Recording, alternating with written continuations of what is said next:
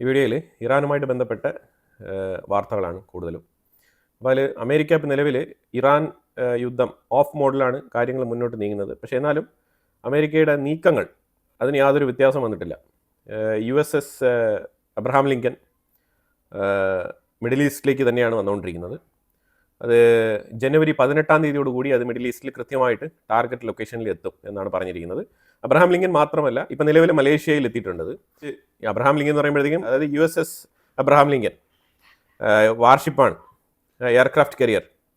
അപ്പം ഇതിനോടൊപ്പം ഒരു 5 ഡിസ്ട്രോയർ ഫ്ലീറ്റുകളും കൂടി ഉണ്ട്. അപ്പോൾ ആ ഒരു സെറ്റോടു കൂടി വന്നുകൊണ്ടിരിക്കുകയാണ്. അതുപോലെ തന്നെ USS റൂസ്വെൽറ്റ്, ഇതും ഇനിയൊരു വാർഷിപ്പാണ്. ഇതും ഇറാനെ ലക്ഷ്യമാക്കി തന്നെയാണ് മുന്നോട്ട് നീങ്ങുന്നത്. ഇത് ജനുവരി 20-ാം തീയതിയോടുകൂടി മിഡിൽ ഈസ്റ്റ് ഭാഗത്തേക്ക് എത്തും എന്നാണ് പറയുന്നത്. അപ്പോൾ കാര്യങ്ങളൊക്കെ തകൃതിയായിട്ട് നടക്കുന്നുണ്ട്. നിലവിൽ അമേരിക്ക ഒരു ടാക്ടിക്സ് ആണ് ഉപയോഗിച്ചിരിക്കുന്നത്. തീർച്ചയായിട്ടും സൗദി അറേബ്യ, ഖത്തർ, ഒമാൻ 3 രാജ്യങ്ങളാണ് ഇതിനകത്ത് ഇടപെട്ട് നടത്തിയ ചർച്ചയിൽ ഇറാന് മേളിൽ ഇപ്പോൾ ഒരു ആക്രമണം പാടില്ല. ട്രംപ് നിങ്ങൾ 8 യുദ്ധം അവസാനിപ്പിച്ച വ്യക്തിയല്ലേ, അപ്പോൾ അതുകൊണ്ട് ഇങ്ങനെ സില്ലിയായിട്ട് പോയിട്ട് യുദ്ധം തുടങ്ങേണ്ട ആവശ്യമുണ്ടോ എന്നുള്ള തലത്തിലൊക്കെ ചർച്ചകൾ മുന്നോട്ട് പോയതായിട്ടും അതിനെ തുടർന്ന് ട്രംപ് ചെറുതായിട്ടൊന്ന് പിൻവലിഞ്ഞതായിട്ടുള്ള വാർത്തകളൊക്കെ വരുന്നത്. അത് എത്രമാത്രം ലോങ് ലാസ്റ്റിംഗ് ആണെന്ന് ചോദിച്ചു കഴിഞ്ഞാൽ അതിന് ആയുസ് വളരെ കുറവാണ്. അതിന് കാരണം വേറെ ഒന്നുമല്ല, ഇസ്രായേലിൻ്റെ മൊസാദിൻ്റെ തലവൻ അമേരിക്കയിൽ എത്തിയിട്ടുണ്ട്. തീർച്ചയായിട്ടും കാര്യങ്ങളൊക്കെ അണിയറയിൽ കൃത്യമായിട്ട് നീങ്ങുന്നുണ്ട്. അങ്ങനെ തന്നെയാണ് മനസ്സിലാക്കാൻ പറ്റുന്നത്. അതുകൊണ്ട് നീക്കങ്ങൾക്കൊന്നും യാതൊരു തടസ്സങ്ങളും വരുത്തിയിട്ടില്ല. കൃത്യമായിട്ട് ഇറാനെ ലക്ഷ്യം വെച്ച് തന്നെയാണ് മുന്നോട്ട് പോകുന്നത്. ഈ കിട്ടിയ അവസരം അമേരിക്ക വെറുതെ കളയുമെന്ന് തോന്നുന്നില്ല. എല്ലാ തലത്തിലും നമ്മൾ പരിശോധിച്ച് നോക്കുമ്പോൾ അങ്ങനെയാണ് മനസ്സിലാക്കാൻ പറ്റുന്നത്. അമേരിക്കയിൽ GRU എന്ന് പറഞ്ഞൊരു കമ്പനി, ഈ കമ്പനി മൂണിൽ ഹോട്ടൽ ഓപ്പൺ ചെയ്യാൻ വേണ്ടിയിട്ടുള്ള ഒരു പദ്ധതി 2028 പ്രോജക്റ്റ് സ്റ്റാർട്ട് ചെയ്യും. 2033 കൺസ്ട്രക്ഷൻ പൂർത്തിയാവും എന്നാണ് പറഞ്ഞിരിക്കുന്നത്. അപ്പം ഇതിന് ഒരു നൈറ്റിന് അവർ ചാർജ് ചെയ്യാൻ പോകുന്നത് 90 കോടി രൂപയാണ്. ഇന്ത്യൻ മണി 90 കോടി രൂപ. ഒരു ദിവസം നിങ്ങൾക്ക് ചന്ദ്രനിൽ താമസിക്കാൻ. ഇപ്പോൾ തന്നെ കമ്പനി അതിൻ്റെ പരസ്യങ്ങളൊക്കെ തുടങ്ങിയിട്ടുണ്ട്. അമേരിക്കയെ സംബന്ധിച്ചിടത്തോളം നമ്മൾ മനസ്സിലാക്കേണ്ടത്, എപ്പോഴും അവരൊരു ആശയം കൊണ്ടുവരും, ആ ആശയത്തിൽ കുറേ ഇൻവെസ്റ്റ്മെൻറ്റുകൾ നടത്തും. ഇപ്പം നിങ്ങൾ ആലോചിച്ച് നോക്കൂ, ബിറ്റ് കോയിൻ ഇറ്റ് സെൽഫ് അതിനൊരു മൂല്യമൊന്നുമില്ല. ബിറ്റ് കോയിൻ എന്ന് പറയുമ്പോഴത്തേക്കും അത് ഒരു ബിറ്റ് കോയിൻ അത്രേ ഉള്ളൂ. പക്ഷേ എത്രത്തോളം ആൾക്കാർ ഇൻവെസ്റ്റ്മെൻറ്റ് നടത്തുന്നു അതിനനുസരിച്ച് അതിൻ്റെ വാല്യൂ ഇങ്ങനെ ഉയർന്നു പോയിക്കൊണ്ടിരിക്കുന്നു. അതുപോലെ തന്നെയാണ് പല സെക്ടറുകളും അമേരിക്കയുടെ ഉള്ളിൽ പ്രചരിപ്പിക്കപ്പെടുന്നത്. ഫോർ എക്സാമ്പിൾ ഇലോൺ മസ്കിൻ്റെ മാസ് മിഷൻ, അത് ഇതുപോലെ തന്നെയാണ്. മാസ് മിഷൻ പ്രഖ്യാപിച്ചിട്ടുണ്ട്, പക്ഷേ നിർണായകമായിട്ടുള്ള എന്തെങ്കിലും നീക്കങ്ങൾ നടത്തിയിട്ടോ എന്ന് ചോദിച്ചാൽ ഇല്ല. പല തവണയായിട്ട് റോക്കറ്റുകളൊക്കെ പരിശോധിക്കുന്നുണ്ട്, 1-2 മിഷൻസ് ഒക്കെ സംഘടിപ്പിച്ചിട്ടുണ്ട്. എങ്കിലും അതായത് ഹാബിറ്റബിൾ ആയിട്ടുള്ള ഒരു മാസ് സ്പേസ് എവിടെയെങ്കിലും റെഡിയാക്കിയിട്ടുണ്ടോ എന്ന് ചോദിച്ചാൽ ഇല്ല. അതിനുള്ള നീക്കങ്ങൾ പോലും തുടങ്ങിയിട്ടില്ല എന്നാണ് മനസ്സിലാക്കേണ്ടത്. റിസർച്ച് വർക്കുകളൊക്കെ നടക്കുന്നുണ്ട്. ഇതുമായിട്ട് ബന്ധപ്പെട്ട പ്രോജക്റ്റ് പ്രപ്പോസ് ചെയ്തിട്ടുണ്ട്. അതിൽ കോടിക്കണക്കിന് പൈസ ഇൻവെസ്റ്റ്മെൻറ്റും ചെയ്തിട്ടുണ്ട്. പല ഇൻവെസ്റ്റേഴ്സും അതിൽ ഇൻവെസ്റ്റ് ചെയ്തിട്ടുണ്ട്. പക്ഷേ ഇപ്പോഴും ആ പ്രോജക്റ്റ് നിലവിലുണ്ട്, അത്ര തന്നെ. ഒരു കോർപ്പറേറ്റ് ബാങ്കിങ് മാതൃകയിൽ ഇങ്ങനെ ചലിച്ചുകൊണ്ടിരിക്കുകയാണ്, അത്രയേ ഉള്ളൂ. അപ്പോൾ ഇന്ന് ശരിക്കും അമേരിക്കയിൽ ഒരു വിമർശനം വന്നിട്ടുണ്ട്. ഇലോൺ മസ്കിൻ്റെ മാർസ് മിഷൻ ഒന്നും നടക്കാൻ പോകുന്നില്ല, അത് ജസ്റ്റ് ഒരു ഡെലിമയാണ് എന്നുള്ള രീതിയിൽ ഇങ്ങനെ പറഞ്ഞു വെക്കുന്നുണ്ട്. കാരണം വെച്ചാൽ കുറേ കാലങ്ങളായി. അതാണ് ഇതിൻ്റെ ഒരു പ്രശ്നം. ഒരു പ്രോജക്റ്റ് പ്രഖ്യാപിക്കാൻ വളരെ എളുപ്പമാണ്. അതിൻ്റെ മുന്നോട്ട് പോക്ക് എങ്ങനെയാണെന്നുള്ളത് സ്റ്റഡി ചെയ്ത ആൾക്കാർ വിലയിരുത്തുമ്പോൾ അത് പിന്നീട് പരാജയപ്പെട്ടു പോകാനുള്ള സാധ്യത വളരെ കൂടുതലാണ്. ഇലോൺ മസ്ക് പ്രഖ്യാപിച്ച മാർസ് മിഷനിൽ ഒരു പ്രതിസന്ധി നേരിടാനുള്ള കാലഘട്ടം വന്നുകൊണ്ടിരിക്കുകയാണ്. അത് വളരെ അടുത്ത് തന്നെ വന്നുകൊണ്ടിരിക്കുന്നതാണ് മനസ്സിലാക്കേണ്ടത്. അതായത് നിർണായകമായിട്ടുള്ള എന്തെങ്കിലും നെക്സ്റ്റ് സ്റ്റെപ്പ് പുള്ളിക്കാരൻ പ്രൂവ് ചെയ്യേണ്ടതുണ്ട്. അങ്ങനെ പ്രൂവ് ചെയ്താൽ മാത്രമാണ് മാസ് മിഷൻ ഇനി ലൈവിൽ നിർത്താൻ പറ്റുള്ളൂ. അപ്പോൾ അതിന് വേണ്ടിയിട്ടുള്ള പരിശ്രമങ്ങൾ നടക്കുമായിരിക്കും. അതുപോലെ തന്നെയാണ് ഇപ്പോൾ ഈ കമ്പനി മൂൺ മിഷൻ പിന്നെ ഒരു പരിധിവരെ നമുക്ക് ഓക്കെ പറയാൻ പറ്റും. കാരണം മൂണിൽ ഓൾറെഡി മനുഷ്യന്മാർ ഇറങ്ങിയിട്ടുണ്ട്. അപ്പോൾ ആ രീതിയിലെങ്കിലും നമുക്ക് കൺസിഡറബിളി അതിനെ ഓക്കെ ചെയ്യാൻ പറ്റും. തീർച്ചയായിട്ടും ഇവിടുന്ന് റെഡിമെയ്ഡ് ആയിട്ട് തന്നെ സാധനങ്ങൾ കൊണ്ടുപോയി കഴിഞ്ഞാൽ മൂണിൽ ഒരു സെറ്റിൽമെൻറ്റ് ഏരിയ റെഡിയാക്കാവുന്നേ ഉള്ളൂ. അത് തന്നെ എക്സ്പീരിയൻസ് ചെയ്ത് വളരെയധികം ടൈം എടുത്ത് പൂർത്തിയാക്കേണ്ട ഒരു പ്രോജക്റ്റാണ്. ഈ പറഞ്ഞ പോലെ 2033 സാധ്യമാണോ എന്ന് ചോദിച്ചു കഴിഞ്ഞാൽ അത് കുറച്ച് ഡൗട്ട്ഫുൾ ആണ്. ഇങ്ങനത്തെ ഫ്യൂച്ചറിസ്റ്റിക് ആയിട്ടുള്ള പ്രപ്പോസൽസ് വരുമ്പോഴത്തേക്കും ഇൻവെസ്റ്റ്മെൻറ്റുകൾ ധാരാളം ആ കമ്പനിയിലേക്ക് പോകും. അപ്പോൾ അങ്ങനെ ഇൻവെസ്റ്റ്മെൻറ്റ് ലക്ഷ്യം വെച്ചിട്ടാണ് ഇപ്പോൾ ഈ കമ്പനി GRU എന്ന് പറഞ്ഞ ഈ കമ്പനി ഈ പ്രപ്പോസലുമായിട്ട് ഇപ്പം മുന്നോട്ട് വന്നിരിക്കുന്നത്. 2028 എന്ന് അവർ പറഞ്ഞിരിക്കുന്നതിന് എന്തുകൊണ്ടാണ്? ഈ 1-2 വർഷത്തിനകത്ത് കിട്ടുന്നത്രത്തോളം ഇൻവെസ്റ്റ്മെൻറ്റ് സ്വീകരിക്കുക എന്നുള്ളതാണ്. പ്രോജക്റ്റിൻ്റെ ബ്ലൂ പ്രിന്റും ഡ്രാഫ്റ്റ് എല്ലാം തന്നെ അവർ പുറത്തുവിട്ടിട്ടുണ്ട്. ഫോക്സ് ന്യൂസ് പറഞ്ഞിരിക്കുന്നത് ഇറാനുമായിട്ട് ബന്ധപ്പെട്ട വിഷയത്തിൽ അമേരിക്ക ഇതുവരെ പിന്നോട്ട് പോയിട്ടില്ല. അമേരിക്ക മിഷൻ ഇപ്പോഴും ഓണായിട്ട് തന്നെയാണ് ഉള്ളത്. ഏത് നേരത്തും എന്തെങ്കിലും ചെയ്യാം. ഇപ്പോൾ ശരിക്കും പറഞ്ഞാൽ ഒന്ന് തണുപ്പിക്കാൻ വേണ്ടിയിട്ട് അഗ്രസീവായിട്ടുള്ള ഒരു നറേറ്റീവ്സ് ആണ് എല്ലാ സൈഡിലും മാധ്യമങ്ങൾ തന്നെ പുറത്തുവിട്ടുകൊണ്ടിരുന്നത് വാർത്തകൾ. അപ്പോൾ അതിനൊരു തടസ്സം സൃഷ്ടിക്കാനും നിലവിൽ ഈ രീതിയിൽ അത് അറ്റാക്ക് ചെയ്യുന്നതിന് മുമ്പ് തന്നെ അറ്റാക്ക് ചെയ്യും എന്നുള്ള രീതിയിലുള്ള ഒരു ഡിസ്ക്ലോഷർ അത് നടത്തേണ്ട ആവശ്യമില്ലായിരുന്നു. അപ്പോൾ അതുകൊണ്ട് തന്നെയാണ് അതിനൊരു ചെറിയൊരു അറുതി വരുത്താൻ വേണ്ടിയിട്ട്, ജസ്റ്റ് ഒരു ബ്രേക്ക് ഇടാൻ വേണ്ടിയിട്ടാണ്. കാരണം കോൺഫിഡൻഷ്യലി ആണ് അറ്റാക്ക് ചെയ്യാൻ ഉദ്ദേശിക്കുന്നത്, അൺഎക്സ്പെക്ടഡ് ആയിട്ടാണ് അറ്റാക്ക് ചെയ്യാൻ ഉദ്ദേശിക്കുന്നത്. അതുപോലെ തന്നെ നമ്മൾ ഇന്നലെ വാർത്തയിൽ സൂചിപ്പിച്ചതുപോലെ ഒരു ലോങ് സ്റ്റാൻഡിംഗ് വാർ അല്ല ഉദ്ദേശിക്കുന്നത്, കൃത്യമായ ടാർഗറ്റഡ് മിഷൻസ് ആണ് ഉദ്ദേശിക്കുന്നത്. IRGCയുടെ ഹെഡ്ക്വാർട്ടേഴ്സും ആയത്തുള്ള കമ്പനിയുമാണ് ലക്ഷ്യമിടുന്നത്. ഇതാണ് മെയിനായിട്ട് മനസ്സിലാക്കേണ്ടത്. ഒരു സൈഡിൽ പീറ്റർ ഹെഗ്സത്തും സ്റ്റീവ് വിറ്റ്കോഫ് രണ്ടുപേരും കൂടി പറയുന്ന സ്റ്റേറ്റ്മെന്റ്, ഇറാൻ ഇപ്പോഴും മെസാക്കർ തുടരുകയാണ്, കൊലപാതകങ്ങൾ തുടർന്നുകൊണ്ട് തന്നെയാണ് ഇരിക്കുന്നത്, നിരവധി പേരെ തൂക്കിക്കൊല്ലുന്നുണ്ട്, ഇങ്ങനെ പല പ്രവർത്തികൾ ഇറാന്റെ IRGC ഭരണകൂടം തുടർന്നുകൊണ്ട് തന്നെയാണ് ഇരിക്കുന്നത്. ആ സാഹചര്യത്തിൽ കാരോലിന ലെവിറ്റ്, ട്രംപിന്റെ സ്പോക്സ് പേഴ്സൺ, മാത്രം എന്താണ് പറയുന്നത് വെച്ചാൽ ഏതാണ്ട് 800ഓളം പേരുടെ വധശിക്ഷ അമേരിക്ക തടഞ്ഞു വെച്ചിട്ടുണ്ട്. എവിടെ? ഇറാനിൽ.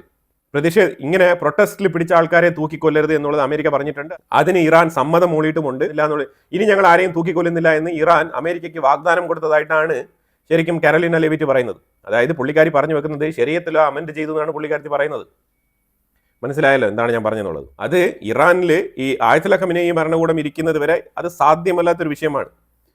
അതിനെ മറികടന്നുകൊണ്ടാണ് ഇപ്പോൾ സ്റ്റീവ് വിറ്റ്കോഫ് പറഞ്ഞിരിക്കുന്നത് അവിടെ അങ്ങനെ ഒരു സംഭവം നടന്നിട്ടില്ല, ശരിക്കും അവിടെ ഇപ്പോഴും കൊലപാതകങ്ങൾ നടന്നുകൊണ്ട് തന്നെയാണ് ഇരിക്കുന്നത് എന്നാണ് പറഞ്ഞിരിക്കുന്നത്. ഇത് ശരിക്കും പറഞ്ഞാൽ സ്റ്റീവ് വിറ്റ്കോഫും ജെറാദ് കുഷ്ണറും തമ്മിൽ നല്ല കോപ്പറേഷനാണ്. ജെറാദ് കുഷ്ണർ ഒരു ജ്യൂ ആണ്. പുള്ളിക്കാരൻ ഇസ്രായേലിന് വേണ്ടിയിട്ട് നല്ല രീതിയിൽ പണിയെടുക്കുന്ന വ്യക്തിയാണ്. അപ്പോൾ ജെറാദ് കുഷ്ണർ ട്രംപിൻ്റെ മരുമോനാണ്, അതായത് ഇവാങ്ക ട്രംപിൻ്റെ ഹസ്ബൻഡാണ്. ഇവാങ്ക ട്രംപ് എന്ന് പറഞ്ഞാൽ ട്രംപിൻ്റെ മകളാണ്. കഴിഞ്ഞ തവണയും ഇതേപോലെ ജൂൺ 12 ജൂൺ 12, 2025 ട്രംപ് പറയുകയാണ്, ഞങ്ങൾ ഇറാനുമായിട്ട് നല്ല രീതിയിലുള്ള റിലേഷൻഷിപ്പ് വെക്കാൻ ആഗ്രഹിക്കുന്നുണ്ട്, ഇറാന്റെ ജനങ്ങളുടെ പുരോഗതി, നല്ല രീതിയിലുള്ള കരാറുകൾ വെക്കാൻ വേണ്ടിയിട്ട് ഞങ്ങൾ തയ്യാറാണെന്നാണ് അമേരിക്കൻ പ്രസിഡന്റ് ട്രംപ് പറഞ്ഞു വെച്ചത്. പക്ഷെ അത് കഴിഞ്ഞിട്ട് 10 ദിവസം കഴിഞ്ഞിട്ടാണ് B2 ബോംബർ എടുത്തുകൊണ്ട് പോയിട്ട് ഫോഡോ ന്യൂക്ലിയർ സ്റ്റേഷനിൽ അറ്റാക്ക് നടത്തിയത്. ജസ്റ്റ് 10 ദിവസം, ജൂൺ 22 അറ്റാക്ക് നടത്തുകയാണ് അമേരിക്ക. ഇതാണ് നമ്മൾ മനസ്സിലാക്കേണ്ടത്. അമേരിക്ക എപ്പോഴും ഒരു ഹൈഡ് ആൻഡ് സീക്ക് ഗെയിം കളിക്കാൻ താല്പര്യപ്പെടുന്ന ആൾക്കാരാണ്. അവരുടെ പദ്ധതികൾ ചോർന്നു പോകാതിരിക്കാൻ വേണ്ടിയിട്ട് അവർ ശ്രദ്ധ പുലർത്തുന്നുണ്ട്. അതിൻ്റെ ഭാഗമായിട്ടാണ് ഇപ്പം ഇറാനുമായിട്ട് അങ്ങനെ ഒരു പ്രശ്നമില്ല എന്നുള്ള രീതിയിൽ ഇങ്ങനെ ഒന്ന് മാറ്റിയെടുക്കുന്നത്. അതായത് ഈ അറ്റൻഷൻ, ഗ്ലോബൽ അറ്റൻഷൻ ഒന്ന് മാറ്റിയെടുക്കുക, അതാണ് ഇപ്പോൾ ചെയ്തുകൊണ്ടിരിക്കുന്നത്. എൻ്റെ ഒരു അണ്ടർസ്റ്റാൻഡിങ് വെച്ചിട്ട് ഇറാനെ കൃത്യമായിട്ട് ടാർഗറ്റ് ചെയ്യുന്നുണ്ട് എന്നാണ് മനസ്സിലാക്കാൻ പറ്റുന്നത്. അത് ഇറാനും ഒരു പരിധി വരെ അത് മനസ്സിലാക്കുന്നുണ്ട് എന്നുള്ളതാണ് യാഥാർത്ഥ്യം. അവർക്കും അറിയാം അമേരിക്ക അടിക്കും എന്നുള്ളത്. ഞാൻ കാണിച്ചിരിക്കുന്ന മാപ്പിൽ നിങ്ങൾ നോക്കിക്കഴിഞ്ഞാൽ ഇവിടെ കുറേ സ്ഥലങ്ങളിൽ ഇങ്ങനെ ഇമേജ് പോലത്തെ ക്ലിക്ക് കാണുന്നില്ലേ, ബ്ലൂ കളറിൽ. ഈ ബ്ലൂ കളർ ഇമേജ് എന്ന് പറഞ്ഞാൽ അമേരിക്കയുടെ സർവൈലൻസ് ഇറാന്റെ ഉള്ളിൽ എത്രമാത്രം സ്ട്രോങ് ആയിട്ടാണ് ഉള്ളത് എന്നുള്ളതിനെ സാക്ഷ്യപ്പെടുത്തുന്ന ഇമേജാണ് ഞാൻ അവിടെ വെച്ചിരിക്കുന്നത്. അമേരിക്കൻ സർവൈലൻസ് ഇറാനെ നിരന്തരം മോണിറ്റർ ചെയ്തുകൊണ്ടിരിക്കുകയാണ്. അതുപോലെ UN ഇറാനുമായിട്ട് ബന്ധപ്പെട്ട ഒരു റെസൊല്യൂഷൻ അമേരിക്കയാണ് കൊണ്ടുവന്നത്, അത് പാസ്സാക്കുകയും ചെയ്തിട്ടുണ്ട്. ഇറാൻ ഇതിനെ ശക്തമായി അപലപിച്ചിട്ടുണ്ട്. ഇറാൻ അപലപിച്ചത് വേറെ ഒന്നും കൊണ്ടല്ല, അമേരിക്കയും ഇസ്രായേലും എന്താണ് ഇറാനെതിരെ സ്ഥാപിക്കാൻ ശ്രമിച്ചെന്ന് പറഞ്ഞാൽ, ഒരു സുപ്രഭാതത്തിൽ UN തന്നെ തള്ളിക്കളഞ്ഞ ആൾക്കാരാണ് അമേരിക്ക ഇസ്രായേലും. അതൊരു സൈഡിൽ. പക്ഷേ അവർക്ക് വേണ്ട സമയത്ത് അവരത് എടുത്ത് ഉപയോഗിക്കുന്നുണ്ട്. ഒരു ടൂളാണ് ശരിക്കും UN അമേരിക്കയെ സംബന്ധിച്ചിടത്തോളം. അവർക്ക് വേണമെങ്കിൽ അവർ ഉപയോഗിക്കും, വേണ്ടെങ്കിൽ അവർ മാറ്റിയെടുത്തും. അതാണ് നമ്മൾ ഇതിനകത്ത് മനസ്സിലാക്കേണ്ടത്. പണ്ട് ജോർജ് ബുഷിന്റെ സമയത്ത് അഫ്ഗാനിസ്ഥാനെ ആക്രമിക്കാൻ വേണ്ടിയിട്ട് പോയ സമയത്ത് ഇതേപോലെ UN റെസൊല്യൂഷൻ വെക്കുകയും UN അതിന് അനുമതി കൊടുത്തില്ല. അഫ്ഗാനിസ്ഥാനെ ആക്രമിക്കരുത് എന്നാണ് UN പറഞ്ഞത്. പറഞ്ഞ പിറ്റേന്ന് തന്നെ ജോർജ് W ബുഷ് അഫ്ഗാനിസ്ഥാനിലേക്ക് മിസൈൽ തൊടുക്കുകയാണ് ചെയ്തത്. അപ്പോൾ അതുപോലെ തന്നെ ഇപ്പം ഇവിടെ നമ്മളിപ്പം ഇറാനുമായിട്ട് ബന്ധപ്പെട്ട വിഷയത്തിൽ നോക്കിക്കഴിഞ്ഞാൽ ഇസ്രായേലും അമേരിക്കയും സ്ഥാപിക്കാൻ ശ്രമിച്ചത് അവിടെ നിരന്തരം ഒരു വർഷം 1000-ലധികം ആൾക്കാരെ ഇങ്ങനെ തൂക്കിക്കൊല്ലുകയാണ്. ഈ വധശിക്ഷ വല്ലാത്ത രീതിയിൽ, അതായത് കൃത്യമായിട്ടുള്ള വിചാരണ നടത്തിക്കൊണ്ട് തന്നെയാണോ ഇവർ ചെയ്യുന്നതെന്നുള്ളതിന് എന്താണ് തെളിവ്? ഒരു തെളിവുമില്ല. അവർ നിരന്തരം ഇങ്ങനെ ആൾക്കാരെ വധിച്ചുകൊണ്ടിരിക്കുകയാണ് എന്നുള്ള നിലയിൽ വളരെ അതുപോലെ പ്രതിഷേധിക്കുന്ന ആൾക്കാർക്കെതിരെ ഇവർ നടത്തിയ കൊടും ക്രൂരതകൾ എന്നുള്ള നിലയിലൊക്കെ കാര്യങ്ങളൊക്കെ അവതരിപ്പിച്ചു. അതൊക്കെ കൺവിൻസബിൾ ആയിട്ട് തന്നെ അവതരിപ്പിച്ചു, അതൊക്കെ ഓക്കെയാണ്. പക്ഷേ ഇതിനെ ചെറുത്തുകൊണ്ട് ഇറാന്റെ സൈഡിൽ നിന്ന് തിരിച്ചടിച്ചത് എന്താണെന്ന് പറഞ്ഞാൽ അവിടെ IRGC ഉദ്യോഗസ്ഥനെ കൊലപ്പെടുത്താൻ വേണ്ടിയിട്ട് $6000 കൈക്കൂലി, അതുപോലെ വണ്ടി കത്തിക്കാൻ പ്രത്യേകം, അതുപോലെ തന്നെ ഗവൺമെന്റ് സ്ഥാപനങ്ങൾ കത്തിക്കാൻ വേണ്ടിയിട്ട് പ്രത്യേകം എമൗണ്ട്, എല്ലാം തന്നെ അവർ എമൗണ്ട് സഹിതം അവിടെ കൃത്യമായിട്ട് എക്സ്പ്ലെയിൻ ചെയ്തു. പക്ഷേ ഇതിനൊക്കെ തെളിവ് എന്താണ്? കാരണം IRGCക്കെതിരെയാണ് ആരോപണങ്ങൾ. അപ്പോൾ IRGC തന്നെയാണ് ഇപ്പോൾ വീണ്ടും ഇത് തിരിച്ചു പറയുന്നത്. അപ്പോൾ അതിനെന്ത് തെളിവാണ് അമേരിക്കയ്ക്കും ഇസ്രായേലിനെതിരെ IRGCക്ക് നിരത്താനുള്ളതെന്ന് ചോദിച്ചു കഴിഞ്ഞാൽ ഒന്നുമില്ല. അവിടെയാണ് പരാജയപ്പെടുന്നത്. അപ്പോൾ എന്തായാലും ഇറാനെതിരെയുള്ള റെസൊല്യൂഷൻ UN പാസ്സായിട്ടുണ്ട്. ഇറാൻ ഇസ്രായേലിലെ 8 ലൊക്കേഷൻസ് ആണ് കൃത്യമായിട്ട് ടാർഗറ്റ് ചെയ്ത് വെച്ചിരിക്കുന്നത് എന്നാണ് പറഞ്ഞിരിക്കുന്നത്. അതുപോലെ അമേരിക്ക ഗ്രീൻലാൻഡിലേക്ക് മിലിറ്ററി ഡിപ്ലോയ്മെന്റ് നടത്തുന്നുണ്ട്. പക്ഷെ അതേസമയം ഈ വെസ്റ്റേൺ രാജ്യങ്ങൾ, യൂറോപ്യൻ രാജ്യങ്ങൾ നടത്തുന്ന ഡിപ്ലോയ്മെന്റ് ആണ് കോമഡി. അതിൽ ശരിക്കും നോർവേ 2 പേരെ അയച്ചിട്ടുണ്ട്, 2 സോൾജേഴ്സിനെ. UK 1 സോൾജറിനെ അയച്ചിട്ടുണ്ട്. പിന്നെ ജർമ്മനി ഞാൻ പറഞ്ഞല്ലോ, ജർമ്മനിയും അതേപോലെ തന്നെ 13 പേരെ അയച്ചിട്ടുണ്ട്. ഫ്രാൻസ് ഒരു 15 പേരെ അയക്കും എന്നാണ് തോന്നുന്നത്. ഇതുവരെ അവർ കൃത്യമായിട്ടുള്ള കണക്കുകളൊന്നും വെളിപ്പെടുത്തിയിട്ടില്ല. പക്ഷേ ഇമ്മാനുവൽ മാക്രോൺ ട്രംപിനെതിരെ ആഞ്ഞടിച്ചിട്ടുണ്ട്. അത് ഗ്രീൻലാൻഡിൽ ട്രംപ് നടത്തുന്ന ഇടപെടലുകൾ ശരിയല്ല എന്നാണ് പറഞ്ഞിരിക്കുന്നത്. അവരുടെ ട്രൂപ്പിനെ അയച്ചു വെക്കുമെന്നാണ് പറഞ്ഞിരിക്കുന്നത്. എല്ലാം കൂടെ ചേർത്തിട്ട് യൂറോപ്പിൽ നിന്നും ഒരു 40 പേരാണ് ശരിക്കും എത്തിയിരിക്കുന്നത് എന്നാണ് മനസ്സിലാക്കാൻ പറ്റുന്നത്. പിന്നെ ഡെൻമാർക്ക് മാത്രമാണ് ആകെ 100 പേരെ അയച്ചു വെച്ചത്. അപ്പോൾ ഇതാണ് ഇപ്പോൾ നിലവിൽ ശരിക്കും ഡെൻമാർക്കിന്റെ ഈ ഒരു ഗ്രീൻലാൻഡ് ഇഷ്യൂവിനെ അമേരിക്ക കുട്ടിക്കളി അങ്ങനെ തന്നെയാണ് ട്രംപ് അഡ്മിനിസ്ട്രേഷൻ ഇതിനെ കണക്കാക്കുന്നത്. എന്തായാലും ഗ്രീൻലാൻഡുമായിട്ട് നടത്തിയ ചർച്ചയും പരാജയപ്പെട്ടിരിക്കുകയാണ്, ഡെൻമാർക്കുമായിട്ട് നടത്തിയ ചർച്ചയും പരാജയപ്പെട്ടിരിക്കുകയാണ്. ഇതാണ് അവസ്ഥ. അപ്പം മാർക്കോ റൂബിയോ പറഞ്ഞിരിക്കുന്നത് ഒറ്റ ചെക്ക് 700 ബില്യന്റെ ഒരു ചെക്ക് അങ്ങ് തരും, അത് വാങ്ങിച്ചിട്ട് ഗ്രീൻലാൻഡിനെ അങ്ങ് തരിക. ഇതാണ് ഇപ്പം നിലവിലെ ഡീൽ. ഇതുമായിട്ട് ബന്ധപ്പെട്ടാണ് മുന്നോട്ട് പോകുന്നത്. ഇത് ബാക്ക്ഗ്രൗണ്ടിൽ നടത്തിയ ചർച്ചയായിട്ടാണ് മനസ്സിലാക്കാൻ പറ്റുന്നത്. 700 ബില്യന്റെ ഒരു ചെക്ക്, ഒറ്റ ചെക്ക്. അതിൽ ഡെൻമാർക്ക് അടങ്ങി ഒതുങ്ങി അങ്ങ് നിന്നോണം. ഗ്രീൻലാൻഡിനെ അമേരിക്ക എടുക്കും. ഇതാണ് ഇപ്പോൾ ഫൈനലായിട്ട് സംസാരിച്ചുകൊണ്ടിരിക്കുന്നത്. ഇതിലും ഒതുങ്ങുന്നില്ല എന്നുണ്ടെങ്കിൽ എമൗണ്ട് കൂടാനുള്ള സാധ്യതയുണ്ട്. അപ്പം ആ എമൗണ്ടിൽ പ്രലോഭിതരായി കഴിഞ്ഞാൽ, ആ എമൗണ്ട് ഓക്കെ ആണെന്ന് ഡെൻമാർക്ക് കരുതി കഴിഞ്ഞാൽ ഗ്രീൻലാൻഡിന് ടാറ്റ ബൈബ പറഞ്ഞ് ഒഴിവായി മാറി നിൽക്കാം. അതാണ് മൊത്തത്തിൽ ഇപ്പോൾ മനസ്സിലാക്കാൻ പറ്റുന്നത്. അപ്പോൾ ഇപ്പോൾ നിലവിൽ ഇപ്പോൾ പ്രപ്പോസ് ചെയ്തിരിക്കുന്ന എമൗണ്ട് ആണ് 700 ബില്യൺ. ഇത് കൂടാനുള്ള സാധ്യതയുണ്ട്. അതിന് ഗ്രീൻലാൻഡിന്റെ മണ്ണിന്റെ അടിയിലുള്ള അസറ്റ് ഏതാണ്ട് 4.5 ട്രില്യൺ വർത്ത് വരും എന്നാണ് പറയുന്നത് കേട്ടോ. 4.5 ട്രില്യൺ വർത്ത് വരുന്ന അസറ്റ് ഗ്രീൻലാൻഡിന്റെ മണ്ണിലടിയിലുണ്ട് എന്നാണ്. ഇതിനു മുമ്പ് ഗ്രീൻലാൻഡിൽ എക്സ്കാവേഷൻ ഗവേഷണങ്ങളൊക്കെ നടത്തിയ ആൾക്കാരുടെ റിപ്പോർട്ട് അങ്ങനെയാണ് പറയുന്നത്. ബേസ്ഡ് ഓൺ അവിടുത്തെ ഒരു ലാൻഡ് നേച്ചർ വെച്ചിട്ടാണ് ഈ ഒരു എസ്റ്റിമേഷനിൽ എത്തിയിരിക്കുന്നത്. 4.5 ട്രില്യൺ അസറ്റ്. അതിന് വേണ്ടിയിട്ടാണ് അമേരിക്ക കടന്ന് ഇപ്പം കൈയും കാലിട്ട് അടിക്കുന്നത്. കാരണം Trump make America great again ആണല്ലോ. അപ്പോൾ തീർച്ചയായിട്ടും അമേരിക്കയെ ഗ്രേറ്റ് ആക്കാൻ വേണ്ടിയിട്ട് ആ പരിസരത്ത് എന്തൊക്കെയുണ്ട് എല്ലാം കൂടി വാരിക്കൂട്ടി അമേരിക്കയിലേക്ക് കൊണ്ടുപോകുക എന്നുള്ളത് തന്നെയാണ് ട്രംപിന്റെ ലക്ഷ്യം. അതിനെയാണ് ഇപ്പം അതിനുവേണ്ടി തന്നെയാണ് ഇറങ്ങിയിരിക്കുന്നത്. അപ്പോൾ റഷ്യ ഇപ്പോൾ ഒരു ഓഫർ യൂറോപ്യൻ രാജ്യങ്ങൾക്ക്, ജർമ്മനി ചെറുതായിട്ട് റഷ്യൻ ചായ്വ് കാണിച്ചു തുടങ്ങിയിട്ടുണ്ട്. കാരണം അമേരിക്കയിൽ നിന്നും തുടർച്ചയായിട്ട് കിട്ടുന്ന ബീട്രയൽ, അതിനെ തുടർന്ന് ഈ ഗ്രീൻലാൻഡ് വിഷയം കൂടി ഇപ്പോൾ കത്തി നിൽക്കുന്ന സാഹചര്യത്തിൽ യൂറോപ്യൻ യൂണിയൻസിനും ഈ ജർമ്മനി പോലത്തെ രാജ്യങ്ങൾക്കൊക്കെ ഇറ്റലിയുടെ പ്രധാനമന്ത്രി ജോർജിയ മെലോണി എന്താണോ പറഞ്ഞത്, ആ ഒരു സ്റ്റേറ്റ്മെന്റുമായിട്ട് മുന്നോട്ട് പോയാലോ എന്നുള്ളൊരു ആലോചന. അതായത് നേരിട്ട് റഷ്യയുമായിട്ട് സംസാരിച്ച് ഈ ഒരു പ്രശ്നത്തിന് ഒരു പരിഹാരം ഉണ്ടായി കഴിഞ്ഞാൽ ഗ്രീൻലാൻഡിനെ നിലനിർത്താൻ പറ്റുമോ എന്നൊക്കെ ചിന്തിക്കുന്നുണ്ട്. ഇത് ട്രംപിന് ഒരു തിരിച്ചടിയാവാൻ സാധ്യതയുണ്ട്. ഇപ്പൊ ട്രംപ് ഒരു പരിധിവരെ വലിച്ചു പിടിച്ച് മുന്നോട്ട് പോവാം. പക്ഷേ അത് വരുന്നില്ല എന്നുണ്ടെങ്കിൽ അതങ്ങ് വിട്ടിട്ട് പോകുന്നതായിരിക്കും നല്ലത്. എനിവേ ഏതായാലും നമുക്ക് കാത്തിരുന്ന് കാണാം കാര്യങ്ങൾ എന്താണെന്നുള്ളത്. കാരണം എന്തുകൊണ്ടാണെന്ന് പറഞ്ഞാൽ ട്രംപ് ഇച്ചിരിയൊക്കെ അല്പത്തരമുള്ള വ്യക്തിയാണ്. അപ്പോൾ അതുകൊണ്ട് സംഭവിച്ചെന്ന് പറഞ്ഞാൽ നമ്മളുടെ നൊബേൽ സമ്മാന ജേതാവ് മരിയ കൊറീന മച്ചാഡോ, പുള്ളിക്കാരി ട്രംപിനെ കണ്ട് സംസാരിച്ച സമയത്ത് 8 യുദ്ധങ്ങൾ അവസാനിപ്പിച്ച വ്യക്തിയാണ്. Really deserving for Nobel peace സമ്മാനം. എന്നെക്കാളും കൂടുതൽ അർഹനായത് പുള്ളിയാണ്. അപ്പോൾ അതുകൊണ്ട് ഞാൻ ഈ സമ്മാനം ട്രംപിന് കൈമാറുകയാണെന്ന് പറഞ്ഞിട്ട് കൊടുത്ത് പുള്ളിക്കാരൻ വാങ്ങിക്കുകയും ചെയ്ത്. ഇതാണ് കോമഡി. അതായത് ഒരു അമേരിക്കൻ പ്രസിഡന്റ് ആണ് ഈ പരിപാടിയൊക്കെ കാണിക്കുന്നത്. അതിന് പുള്ളിക്കാരി പണ്ടത്തെ ഒരു ബൊലീവിയൻ സമ്മാനം ഇതേപോലെ അന്നത്തെ ജോർജ് വാഷിംഗ്ടണിന് കൈമാറിയിട്ടുണ്ട്. അത്ര പുള്ളിക്കാരി സിംബോളിക് ആയിട്ട് എടുത്ത് കാണിക്കുന്നുണ്ട്. പക്ഷെ അതുപോലെ അല്ലല്ലോ നൊബേൽ സമ്മാനം. ഈ നൊബേൽ സമ്മാനം വേറൊരു കമ്മിറ്റി അംഗീകരിച്ച് കൊടുക്കുന്ന സംഗതിയാണ്. അപ്പൊ ഇതിനകത്ത് പുള്ളിക്കാരി പറഞ്ഞു വെച്ചത് ഈ പ്രശസ്തി പത്രം മാത്രമാണ് പുള്ളിക്കാരി ഷെയർ ചെയ്യുന്നത്, അല്ലെങ്കിൽ കിട്ടിയ ഫണ്ട് ഷെയർ ചെയ്യുമോ എന്നുള്ളതിനെ കുറിച്ച് പറയുന്നില്ല. ഈ നൊബേൽ സമ്മാനത്തിന് നല്ലൊരു തുകയുണ്ടേ, ആ തുക കൈമാറുന്നു എന്നുള്ളതിനെ കുറിച്ച് പറയുന്നില്ല.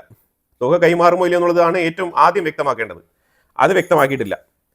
അപ്പോൾ എന്തായാലും ട്രംപും പുള്ളിക്കാരത്തിയെ പുകഴ്ത്തി സംസാരിച്ചിട്ടുണ്ട്. കാരണം ഈ മച്ചാഡോയ്ക്ക് ശരിക്കും ഒരു അബദ്ധം പറ്റിയത് വേറെ ഒന്നുമില്ല. പുള്ളിക്കാരി ഓപ്പോസിറ്റ് ലീഡറായിട്ട് വെനിസുലയുടെ ഭരണാധികാരിയായിട്ട് വരാമെന്ന് പറഞ്ഞിട്ട് വളരെ മോഹിച്ചിരുന്ന ഒരു വ്യക്തിയാണ്. ഈ പദവി മോഹം അത് എത്രമാത്രം തീവ്രമായ നിലയിലാണ് ഉള്ളത് എന്നുള്ളതിന്റെ ഒരു എക്സാമ്പിൾ ആയിട്ട് മാറിയിരിക്കുകയാണ് ഇന്ന് മരിയ കൊറീന മച്ചാഡോ. നൊബേൽ സമ്മാനമെങ്കിലും കൊടുത്ത് ട്രംപിനെ ഒന്ന് ടെംപ്റ്റ് ചെയ്ത്, അല്ലെങ്കിൽ ട്രംപിനെ ഒന്ന് സോപ്പിട്ടെടുത്ത് എങ്ങനെയെങ്കിലും വെനിസുലയുടെ പ്രസിഡന്റ് ആയിട്ട് ഇരിക്കാൻ പറ്റുമോ എന്നാണ് പുള്ളിക്കാരൻ ശ്രമിക്കുന്നത്. അല്ലാതെ പിന്നെ ഇതിന് എന്താണ് അർത്ഥം? ഇതിന് മറ്റൊരർത്ഥമേ ഉള്ളൂ, കൈക്കൂലി. അതാണ് ചെയ്തുകൊണ്ടിരിക്കുന്നത്. പിന്നെ അവര് ആദരസൂചകമായിട്ട് എന്തെങ്കിലും ചെയ്താലും ഇവർക്ക് നൊബേൽ സമ്മാന കമ്മിറ്റി മാസങ്ങളോളം പഠിച്ച് മനസ്സിലാക്കി ഇവരുടെ പ്രൊഫൈലും കാര്യങ്ങളൊക്കെ ചെക്ക് ചെയ്ത് ഇവരുടെ ആക്ച്വൽ സോഷ്യലിസ്റ്റ് വർക്കുകളെല്ലാം പരിശോധിച്ചിട്ടാണ് ഈ സമ്മാനം കൊടുക്കുന്നത്. പിന്നെ ഇതിനകത്തൊരു പൊളിറ്റിക്കൽ താല്പര്യം ഉണ്ടെന്നുള്ളത് നമ്മൾ അന്നേ സൂചിപ്പിച്ചിട്ടുണ്ടായിരുന്നു. അത് വെനിസുലയുടെ രാഷ്ട്രീയമാണ് അതിനകത്ത് ഉണ്ടായിരുന്നത്. എനിവേ നൊബേൽ സമ്മാനം കിട്ടി. ഇനി 3 വർഷം ഉണ്ടല്ലോ. അപ്പൊ അതിൻ്റെ ഇടയ്ക്ക് എവിടെയെങ്കിലൊക്കെ വെച്ചിട്ട് ട്രംപിന് കൊടുക്കുമായിരിക്കും. കാരണം പുള്ളിക്കാരൻ ഇത്രയും ചോദിച്ചുകൊണ്ടിരിക്കുകയല്ലേ. അതിന് വേണ്ടിയിട്ട് ഇപ്പോൾ ഉടനെ തന്നെ പുള്ളിക്കാരത്തിയുടെ നൊബേൽ സമ്മാനവുമായിട്ട് ഒരു തരത്തിലും ഷെയർ ചെയ്യേണ്ട ആവശ്യമില്ല. പക്ഷേ ട്രംപ് അത് ഷെയർ ചെയ്തിരിക്കുകയാണ്. പക്ഷേ നൊബേൽ സമ്മാന കമ്മിറ്റി ഇതിനെ അംഗീകരിച്ചിട്ടില്ല കേട്ടോ. അതാണ് മനസ്സിലാക്കേണ്ടത്. പിന്നെ ഇതിനെയാണ് നമ്മൾ കോമാളിത്തരം എന്ന് പറയുന്നത്. ഇങ്ങനത്തെ വെട്ടിത്തരങ്ങളൊക്കെ ട്രംപ് കാണിച്ചു കൂട്ടും. അതിനുവേണ്ടി ഒരു സെറമണി, അതിനുവേണ്ടി ഒരു സെലിബ്രേഷൻ, അതിനുവേണ്ടി ഒരു പത്രസമ്മേളനം, അതിനുവേണ്ടി 10 പേരെ വിളിച്ചു കൂട്ടി മൈക്കിന് മുന്നിൽ നിന്ന് കോമാളിയാവുക എന്നുള്ളത് ട്രംപ് ഇപ്പോൾ കാണിച്ചുകൊണ്ടിരിക്കുകയാണ്. ഞാൻ ഒട്ടും പ്രതീക്ഷിച്ചില്ല കേട്ടോ ഇങ്ങനെ വാങ്ങിക്കും എന്നുള്ളത്. അതുപോലെ ട്രംപ് വെനിസുലയുടെ എണ്ണക്കപ്പലുകൾ എന്ന് പറഞ്ഞുകൊണ്ട് റഷ്യയുടെ കുറച്ച് എണ്ണക്കപ്പലും അത് പിടിച്ചെടുത്തിട്ടുണ്ടായിരുന്നല്ലോ. അതിൽ നിന്നും എണ്ണ വിറ്റ് 500 മില്യൺ പ്രോഫിറ്റ് നേടിയിരിക്കുകയാണ്. ഈ ഷാഡോ ഫ്ലീറ്റ് എന്നുള്ള പേരിൽ പിടിച്ചെടുത്തുകൊണ്ട് പോയ കപ്പലുകളും ഇപ്പോൾ അമേരിക്കയ്ക്ക് സ്വന്തം. കപ്പലിലുണ്ടായിരുന്ന എണ്ണ വിറ്റ് 500 മില്യൺ സ്വന്തമാക്കിയിരിക്കുകയാണ്. അത് പുതിയ വരുമാന രീതിയാണത്. ഒരു സെക്ടർ തന്നെ ഓപ്പൺ ചെയ്തിരിക്കുകയാണ്. ഇതിന്റെ മറ്റുള്ള രാജ്യങ്ങളുടെ കപ്പൽ മോട്ടിച്ചുകൊണ്ട് പോവുക, എണ്ണ വിൽക്കുക. ശരിക്കും പറഞ്ഞാൽ പൈരറ്റ്സ് ഓഫ് ദ കരീബിയൻ എന്ന് പറഞ്ഞിട്ടൊരു സിനിമ കണ്ടിട്ടുണ്ടല്ലോ, കടൽ കൊള്ളക്കാർ. ആ ഒരു രീതിയിലേക്ക് മാറിയിരിക്കുകയാണ് അമേരിക്ക. കടൽ കൊള്ളയാണ് ഇപ്പോൾ പുതിയ ബിസിനസ്.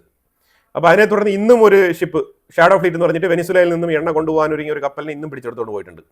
അതിപ്പോൾ തുടരുകയാണ് ഇപ്പം. കാരണം ഇപ്പം വരുമാനം കിട്ടി തുടങ്ങിയല്ലോ, കപ്പലും കിട്ടുന്നുണ്ട്, വരുമാനം കിട്ടുന്നുണ്ട്, സുഖം പരിപാടിയല്ലേ.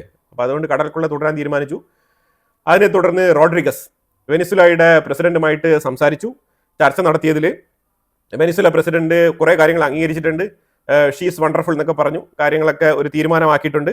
അപ്പോൾ ഇനി വെനിസുല അമേരിക്കയുമായിട്ട് ചേർന്ന് പ്രവർത്തിക്കും. ഇനി എന്ത് കാര്യത്തിനും ട്രംപിനെ വിളിക്കാം, സംസാരിക്കാം. കാരണം അവിടെ റോഡ്രിഗസ് ആണ് പ്രസിഡന്റ് എങ്കിലും ആക്ടിംഗ് പ്രസിഡന്റ് നിലവിൽ ട്രംപ് തന്നെയാണ്, മാർക്കോ റൂബിയോ തന്നെയാണ്. ഇവർ രണ്ടുമായിരിക്കും വെനിസുലയെ നയിക്കുന്നത്. അതിലൊക്കെ ഒരു തീരുമാനമായിട്ടുണ്ട്. പിന്നെ ഈ എണ്ണ വിൽപ്പനയുമായിട്ട് ബന്ധപ്പെട്ട കാര്യത്തിലാണ് ഇനി കുറച്ചുകൂടെ ഡീപ്പായിട്ട് ഡിസിഷൻ എടുക്കേണ്ടത്. അതിന് വെനിസുലയുടെ ഉള്ളിലുള്ള ഓപ്പോസിറ്റ് പാർട്ടിയും കൂടി ചേർന്ന് തീരുമാനിക്കേണ്ടതുണ്ട്. അപ്പോൾ അതെല്ലാം കൂടി ചേർന്ന് ചർച്ച നടത്തിയിട്ട് ഈ ഫണ്ടിന്റെ കാര്യത്തിലേക്ക് ഒരു വിട്ടുവീഴ്ച വന്നു കഴിഞ്ഞാൽ, അതായത് വെനിസുലയിൽ നിന്ന് എണ്ണ വാങ്ങിച്ചു കഴിഞ്ഞാൽ നിങ്ങൾ പൈസ തരണം, ആ പൈസ ഞങ്ങൾ ഉപയോഗിച്ച് എന്തെങ്കിലും ചെയ്തോളാം. അല്ലാതെ നിങ്ങൾ ആ പൈസ തരാതെ അതിനൊരു ചാർട്ടൊക്കെ വെച്ചിട്ട് ഞങ്ങൾ ബാങ്ക് പോലെ നിങ്ങളുടെ അടുത്ത് വന്നിട്ട് ലോൺ മാതൃകയിൽ അപ്ലൈ ചെയ്ത് ആ പൈസ വാങ്ങിക്കണം എന്നൊക്കെ പറഞ്ഞാൽ അത് ബുദ്ധിമുട്ടാണ്. അത് ആത്മാഭിമാനമുള്ള ഒരു രാജ്യത്തിലുള്ള ആൾക്കാർ ചെയ്യാത്ത പരിപാടിയാണ്. അപ്പോൾ അതിലേക്ക് ഞങ്ങളെ തള്ളി വിടരുത്, അതുകൊണ്ട് പൈസ ഞങ്ങൾക്ക് തരണം എന്നാണ് അവരുടെ സൈഡിലുള്ള റിക്വസ്റ്റ്. ഇനി അതിലൊക്കെ ഇനി ട്രംപ് തീരുമാനമെടുക്കും എന്താണെന്നുള്ളത്. അപ്പോൾ അതിൻ്റെ ഇടയിൽ കൂടെ റിലയൻസും കൂടി പോയി കാല് പിടിച്ചുകൊണ്ടിരിക്കുകയാണ്, അമേരിക്കയുടെ കാല്. റിലയൻസ് സാർ എണ്ണ ഞങ്ങൾക്കും കൂടി തരണം, ഞങ്ങൾക്കും കുറച്ച് പൈസയൊക്കെ വെനിസുല തരാനുണ്ട് എന്ന് പറഞ്ഞിട്ട് റിലയൻസ് ഇപ്പം അമേരിക്കയുടെ കാല് പിടിച്ചുകൊണ്ടിരിക്കുന്നതായിട്ടുള്ള വാർത്തയും വരുന്നുണ്ട്. അതുപോലെ റഷ്യയുടെ ഒരു ഷിപ്പിനെ ബാൾട്ടിക് റീജിയനിൽ എൻ്റർ ചെയ്യാൻ പാടില്ല എന്ന് പറഞ്ഞിട്ട് ഈ നാറ്റോ രാജ്യങ്ങളും യൂറോപ്യൻ രാജ്യങ്ങളും കൂടി ചേർന്നിട്ട് റഷ്യയുടെ ഷിപ്പിനെ ബാൾട്ടിക് റീജിയൻ്റെ ആ ഒരു കടൽ ഏരിയയിൽ എൻട്രി ചെയ്യുന്നതിന് തടഞ്ഞിരിക്കുകയാണ്. ആദ്യമായിട്ടാണ് ഇത് സംഭവം. അത് റഷ്യയുമായിട്ട് നെഗോഷിയേറ്റ് ചെയ്ത് മുന്നോട്ട് പോകണം, റഷ്യയുമായിട്ട് ഡയറക്റ്റായിട്ട് നെഗോഷിയേറ്റ് ചെയ്ത് മുന്നോട്ട് പോകണമെന്ന് ജർമ്മനിയൊക്കെ ആഗ്രഹിച്ചിരിക്കുന്ന ഈ സാഹചര്യത്തിലാണ് ബാൾട്ടിക് റീജിയനിൽ റഷ്യയുടെ ഷിപ്പിനെ കടന്നു പോകാൻ തടസ്സം വിധിച്ചുകൊണ്ടുള്ള പുതിയ ഉത്തരവുമായിട്ട് വന്നിരിക്കുന്നത്. ഈ ബാൾട്ടിക് റീജിയനിൽ കിടക്കുന്ന രാജ്യങ്ങളും യൂറോപ്യൻ രാജ്യങ്ങളും നാറ്റോ രാജ്യങ്ങളും ഇത് പുതിയൊരു പ്രശ്നത്തിലേക്ക് വഴിയൊരുക്കുകയാണ്. അതൊരു ഇന്റർനാഷണൽ റൂട്ടാണ്. അപ്പോൾ ആ റൂട്ട് തടഞ്ഞു കഴിഞ്ഞാൽ റഷ്യ അഗ്രസീവായിട്ട് പെരുമാറാനുള്ള സാധ്യതയുണ്ട്.